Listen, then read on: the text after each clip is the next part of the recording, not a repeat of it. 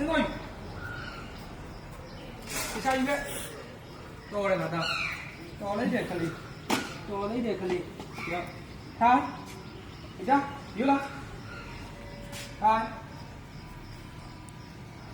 Nhà làm đi. Nhà làm đi. Yes.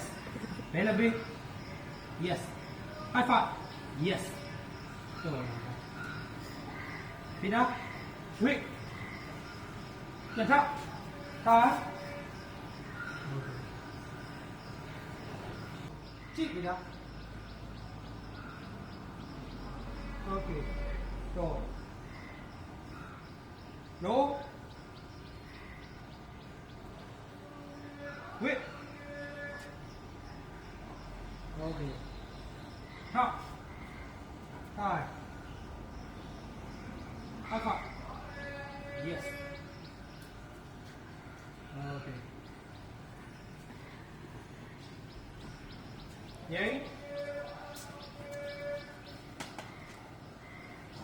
Đi ra. Xin lỗi. Giữ cái. Xin lỗi. Hiu. Đi sao như vậy? Ok, chắc. Rồi. Đi đất thôi. Đi đất. Thôi.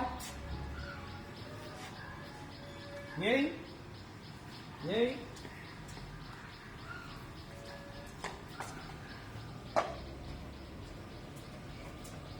Đi đâu?